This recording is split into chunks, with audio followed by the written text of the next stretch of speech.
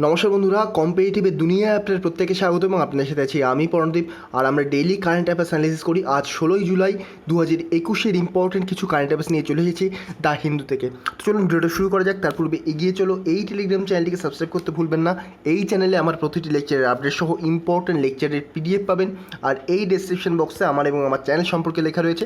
আর বুক রিভিউয়ের এই যে channel পরণদীপস opinion, এই চ্যানেলে ডব্লিউবিসিএস এবং ইউপিএসসি রিলেটেড সমস্ত রকমের বুক রিভিউ করা হয়ে থাকে।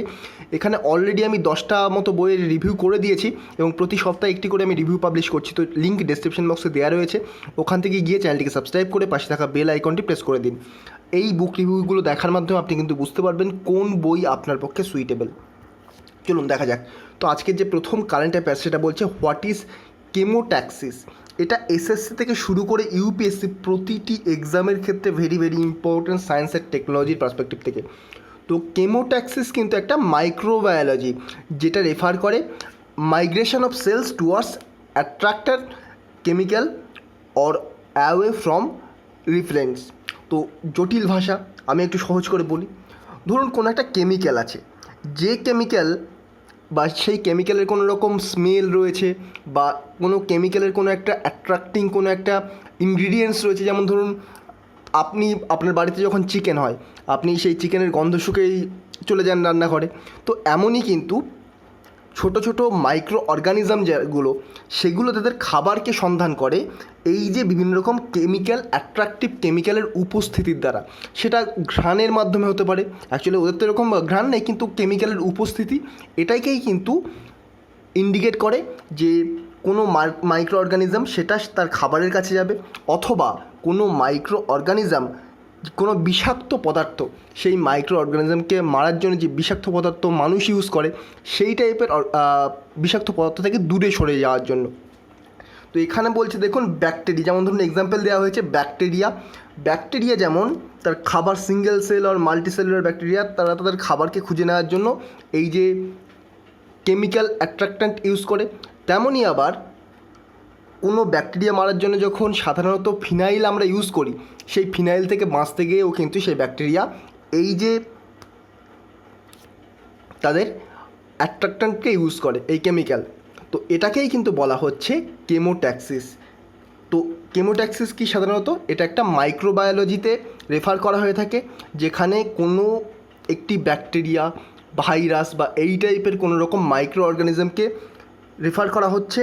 সে এক স্থান থেকে আরেক স্থানে সরে যাচ্ছে, কিসের জন্য? তার ওপর যে কেমিক্যাল প্রয়োগ করা হচ্ছে, অথবা সেই দ্রব্যের কেমিক্যাল অ্যাট্রাক্ট্যান্টের দ্বারা, যাতে সে তার খাবার খুঁজে পাচ্ছে, অথবা সে তার ওপর ঘটা পয়জনিং থেকে সরে যেতে পারছে। তো এই হচ্ছে কেমোট্যাক্সিস। নেক্সট দেখব কঙ্গুনাডু কি? কঙ্গুনাডু কিন্তু একটি তামিলনাড়ুর একটি area. It is A commonly used name for part of western Tamil Nadu. দেখুন বলা হচ্ছে in Tamil Nadu literature it was refer to as one of the 5 region of ancient Tamil Nadu.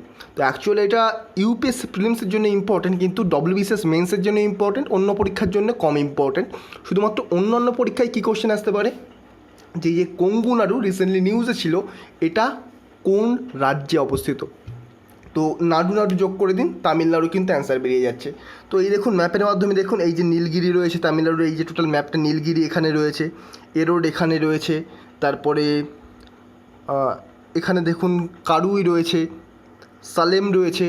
তো এরকম জায়গাগুলো রয়েছে, কোয়েম্বাটোর এখানে রয়েছে, এই পজিশনে রয়েছে। তো আপনাদের জাস্ট পরীক্ষার জন্য মনে রাখতে হবে কঙ্গুনাডু কোন রাজ্যে অবস্থিত। আর এটা মনে রাখবেন, তামিল লিটারেচারে এটা কিন্তু টপ যে 5 রিজিয়ন বলা হয়েছে অ্যানসিয়েন্ট তামিলনাড়ু রিজিয়নে, তার মধ্যে কিন্তু এই অঞ্চলটা পড়ে। আর এই নামটা কোথা থেকে নেওয়া হয়েছে? ভেলালা গৌন্ডার, একটা OBC community with a significant presence in this district. তো এই ডিস্ট্রিক্টে একটা কমিউনিটি রয়েছে, ওবিসি কমিউনিটি রয়েছে, আদার ব্যাকওয়ার্ড ক্লাসেস কমিউনিটি রয়েছে, যেটা কিন্তু মেজর মাত্রায় এই ডিস্ট্রিক্টে দেখা যায়। নেক্সট দেখব দ্য কানওয়ার যাত্রা ব্যাপারটা কি? তো দেখুন, শিবের উদ্দেশ্যে পিলগ্রিমেজ হিসেবে অর্গানাইজ করা হয়। এটা হিন্দু ক্যালেন্ডার অনুযায়ী শ্রাবণ মাসে সাধারণত দেখা যায়। তো ব্যাপারটা হচ্ছে কি, কিছু হোলি প্লেস বা কোনো পবিত্র স্থান থেকে, পবিত্র স্থানগুলো আমি এই ম্যাপের মাধ্যমে দেখিয়ে দিচ্ছি। এই দেখুন পবিত্র স্থানগুলোকে এই যে পয়েন্ট করা রয়েছে, এই যে অঞ্চল গঙ্গা নদীর ধার থেকে যে বা গঙ্গা নদীর থেকে যে জল নিয়ে, পবিত্র স্থান থেকে জল নিয়ে শিবের মাথায় বা শিবলিঙ্গে যে জল ঢালার যে প্রথা, সেটাকেই কিন্তু বলা হয় কানওয়ার যাত্রা। আর শুধুমাত্র এখানে নির্দিষ্ট এরিয়ার মধ্যে নয়, এখানে দেখুন it is a pilgrimage organised in the Hindu calendar month of Shravana বা শ্রাবণ মাস অনুযায়ী। আর ভক্তরা কিন্তু এখান থেকে বিভিন্ন হোলি প্লেস থেকে জল নিয়ে, কাঁধে করে জল বহন করে নিয়ে গিয়ে তারা কিন্তু শিবের মাথায় গিয়ে বা শিবলিঙ্গের মাথায় গিয়ে জলটা ঢালে। এটাই হচ্ছে কিন্তু কানওয়ার যাত্রা। এখানে আরও ইম্পর্ট্যান্ট তথ্য বলেছে দেখুন, an important festival with similarities to the Kanwar Yatra in north India call the Kavadi festival. তো নর্থ ইন্ডিয়াতে এই টাইপের আরেকটি ফেস্টিভ্যাল দেখা যায় যার নাম হচ্ছে কাবাডি ফেস্টিভ্যাল।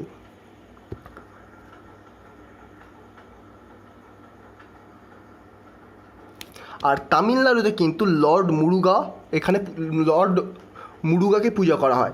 দেখুন আমি প্রিভিয়াস ইয়ার্সের একটি কোশ্চেন পেপার দেখছিলাম, ইউপিএসসি সিএপিএফের এক্সাম দেখছিলাম, প্রিভিয়াস ইয়ার্সের সেট দেখছিলাম, সেখানে এই কোশ্চেনটা এসেছিল যে তামিলনাড়ুতে কোন দেবতার নিম্নোক্ত কোন দেবতার পুজো করা হয় তামিলনাড়ুতে। তার কারেক্ট অ্যান্সার হবে লর্ড মুরুগা।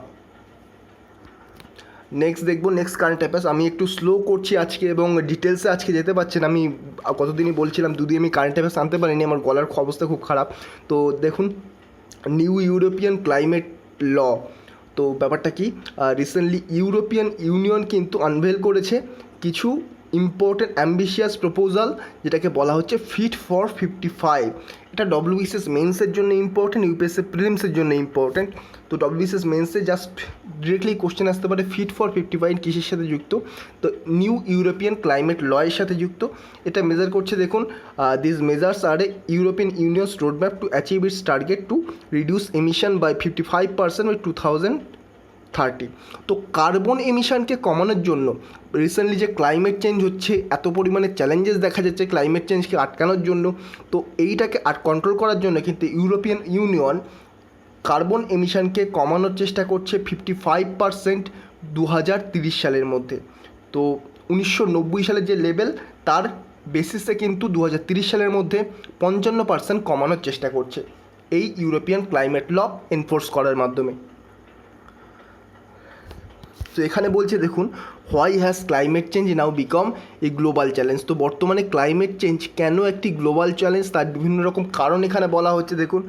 লাস্ট 2 ডিকেডসে included 18 of the warmest year on record.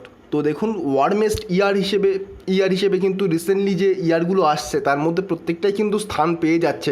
এবছর আপনারা জানেন যে কানাডা এবং ওয়েস্ট আমেরিকাতে টেম্পারেচার এত বেড়ে গেছিলো, হিটডোম দেখা গেছিলো, তার ফলে কিন্তু সেখানে প্রচুর মানুষ মারা গেছে। তো এই রকম প্রবলেম কিন্তু তৈরি হচ্ছে ক্লাইমেট চেঞ্জের ফলে।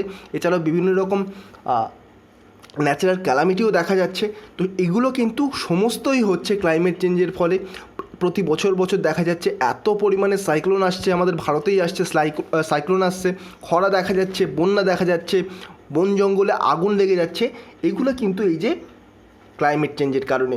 আর সায়েন্টিস্টরা বলছে যে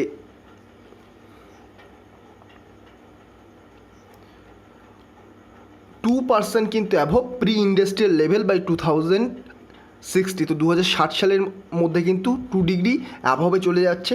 আর এগুলোকে আটকাতে গেলে আমাদের চেষ্টা করতে হবে কার্বন এমিশনটাকে যতটা সম্ভব কম করার। তো এখানে এইসব তথ্যই দেওয়া রয়েছে। নেক্সট দেখুন, হোয়াট ইজ ইউভিসি টেকনোলজি। তো ultraviolet C or UVC disinfection technology will soon be installed in Parliament for the mitigation of airborne transmission of SARS-CoV-2। তো আপনারা জানেন কোভিড-19 কিন্তু শুধুমাত্র মানুষের হাঁচি কাশির সামনে পড়লেই যার কোভিড-19 হয়েছে সেভাবে ছড়ায় না।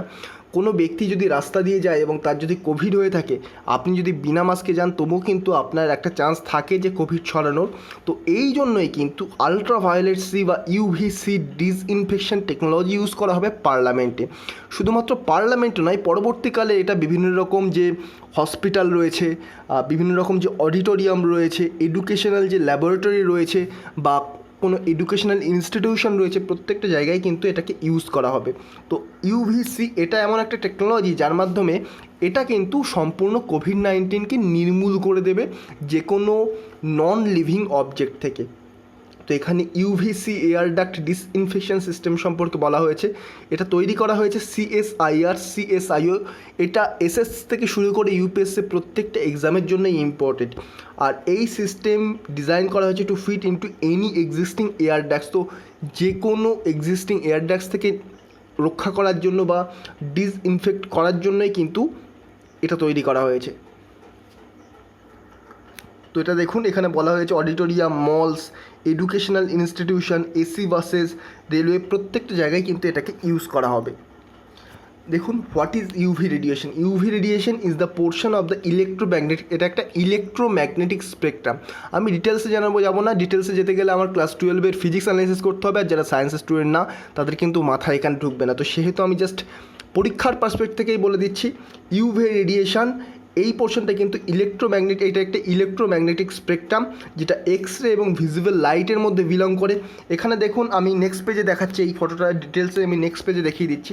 তার আগে দেখে নিন, the most common form of UV radiation is Sunlight. তো সবচেয়ে কমন ফর্ম হলো ইউভি রেডিয়েশন বা আলট্রাভায়োলেট রেডিয়েশন হলো সানলাইট। আর যেটা প্রডিউস করে সাধারণত তিন ধরনের ইউভির মধ্যে কী ইউভিএ, ইউভিবি এবং ইউভিসি। তো এর মধ্যে এই যে ইউভিসি এটাকেই কিন্তু ইউজ করা হবে এই যে টেকনোলজির দ্বারা। আর নেক্সট পেজে দেখে নিন, এই যে দেখুন যে ওয়েভলেন্থগুলো রয়েছে, ওয়েভলেন্থ দেওয়া রয়েছে এখানে, রেডিওওয়েভ, মাইক্রোওয়েভ, ইনফ্রারেড, আর এগুলো কিন্তু সেন্টিমিটারে বা সেমিতে দেওয়া রয়েছে। আমি এখানে একটু বলে দিই, দেখুন যখন 10⁴ রয়েছে এটা সেমিতে দেওয়া রয়েছে, তাহলে যখন এটাকে আমরা মিটারে করব, কারণ পরীক্ষায় কিন্তু সেমি মিটার এটা কিন্তু ওলটপালট করে দেওয়া থাকতে পারে, এটাকে যখন আমরা মিটারে ট্রান্সফার করব তখন কিন্তু এখানে পাওয়ার 2 কমে যাবে যখন পাওয়ার পজিটিভ থাকবে। তাহলে রেডিওর ক্ষেত্রে 10⁴ এটাকে যখন আমরা মিটারে ট্রান্সফার করব তখন কিন্তু হয়ে যাবে 10⁻² মিটার ওয়েভলেন্থ। আবার যখন আমরা দেখুন এখানে এক্সাম্পল দিচ্ছি ভিজিবলের ক্ষেত্রে ওয়েভলেন্থ কত? 10⁻⁵। তো 10⁻⁵ এটা যখন আমরা মিটারে পরিণত করব তখন কিন্তু 2 কমে যাবে না, তার কারণ এটা কিন্তু -5 রয়েছে, তখন 2 বেড়ে যাবে, তখন 10⁻⁷ হয়ে যাবে। তো এটা একটু মাথায় রাখবেন, কারণ মিটার এবং সেন্টিমিটার এটা কিন্তু চেঞ্জ আকারে দেয়া থাকতে পারে পরীক্ষায়, এবং এর আগে প্রিভিয়াস ইয়ার্সে কিন্তু ইউপিএসসি, সিএপিএফ এবং অন্যান্য এক্সামেও কিন্তু এরকমভাবে দেয়া হয়েছে। তো অবশ্যই আপনারা এই জিনিসটাকে মাথায় রাখবেন।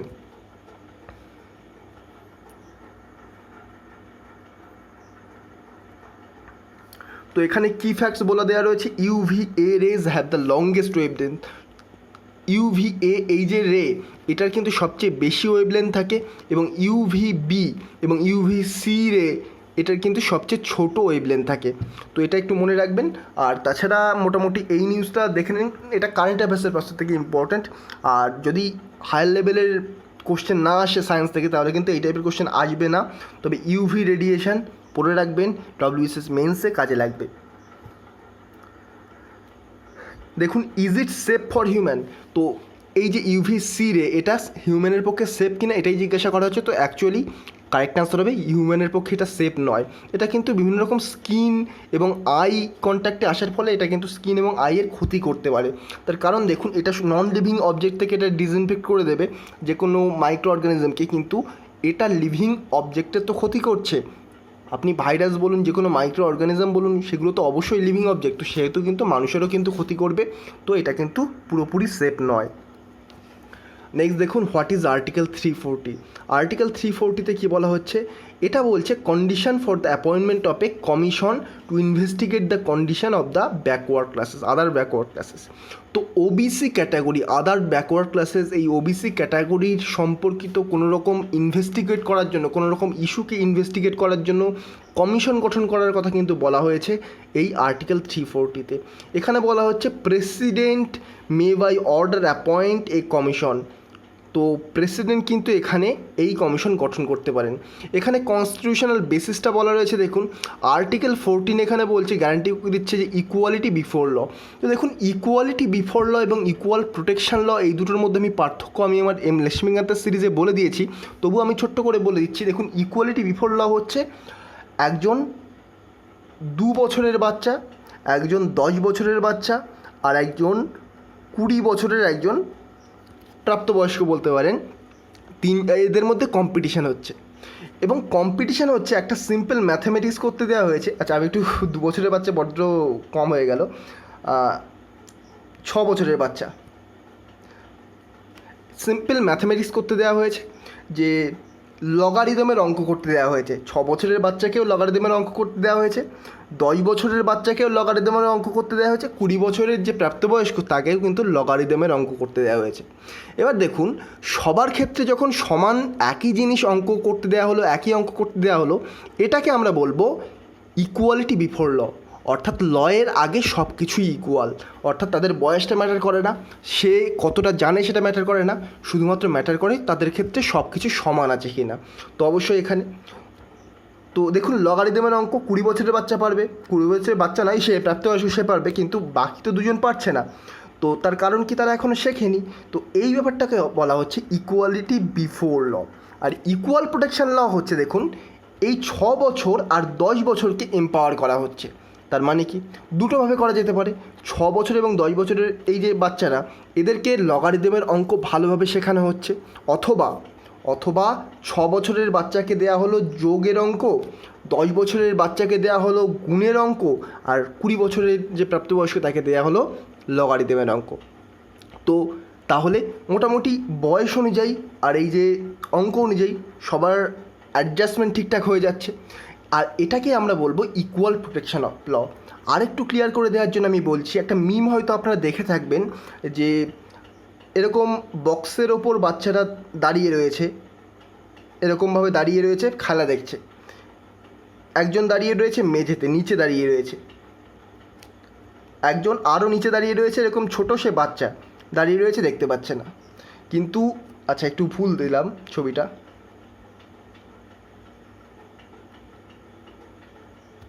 তো দেখুন এও দাঁড়িয়ে রয়েছে, কিন্তু এ খুব লম্বা, তবুও এ ওপরে দাঁড়িয়ে রয়েছে।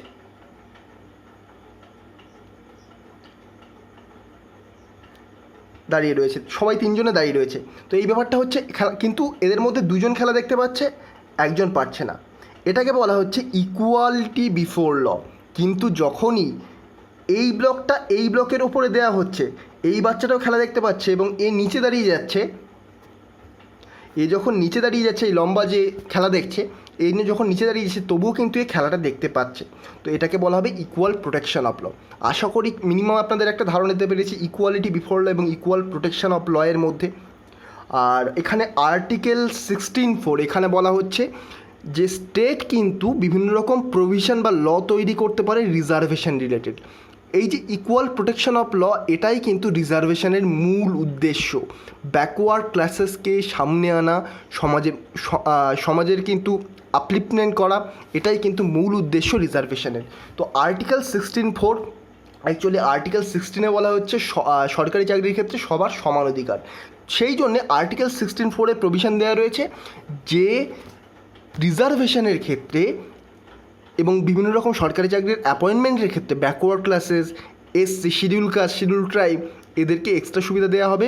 এবং এটা কিন্তু অ্যাকচুয়াল যে আর্টিকেল 16 তার মধ্যে পড়ছে না, এটা ইকুয়াল প্রোটেকশন অফ ল এর একটি প্রভিশনের মধ্যে পড়ছে।